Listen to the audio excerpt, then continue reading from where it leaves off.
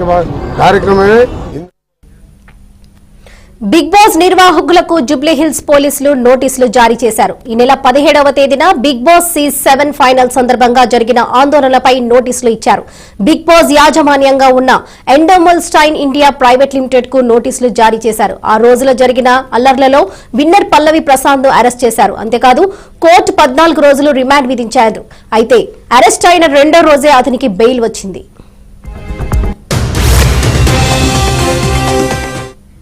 ఇదే విషయంపై మరింత సమాచారం మా ప్రతినిధి ప్రవీణ్ అందిస్తారు. చెప్పండి ప్రవీణ్, అరెస్ట్ అయిన రెండో రోజుకే ప్రశాంత్ కి బెయిల్ మంజూరు చేసింది కోర్టు. దీనికి సంబంధించిన డీటెయిల్స్ ఏంటి?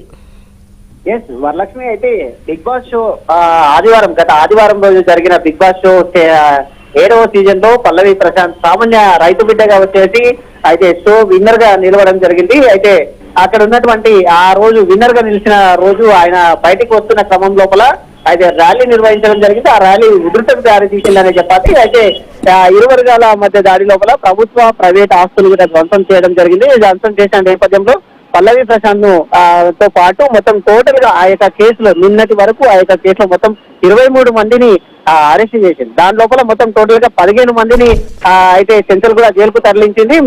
మరికొంతమంది మైనర్లు కావడం ద్వారా వాళ్ళని జ్యువెల్ హోమ్ కు కూడా తరలించింది. అయితే ఈ నేపథ్యంలో మొత్తం టోటల్ గా అక్కడ ఉన్నటువంటి పల్లవి ప్రశాంత్ రెండో రోజు అరెస్ట్ అయిన 2 రోజులకే పల్లవి ప్రశాంత్ తో పాటు ఆయన తమ్ముడితో వాళ్ళ ఇద్దరు ఫ్రెండ్స్ మొత్తం టోటల్ గా 4 బెయిల్ మంజూరు చేసింది.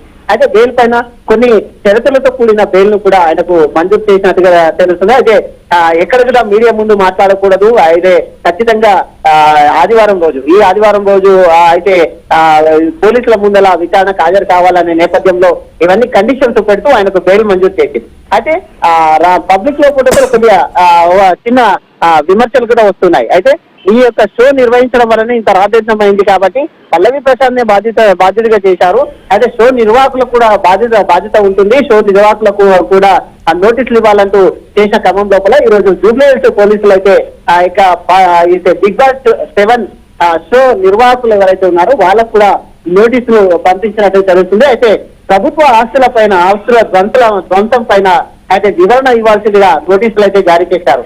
అయితే ఆ నోటీసులు అందుకున్న తర్వాత వాళ్ళ రియాక్షన్ ఎలా ఉండబోతుంది, వాళ్ళు వస్తారా, దానికి తగిన సాక్ష్యాధారాలతో ఆధారాలు చూపిస్తారా, పోలీసుల ముందుకు వస్తారా అనేది అయితే వేచి చూడాల్సింది ఉంది. Right Praveen, thank you.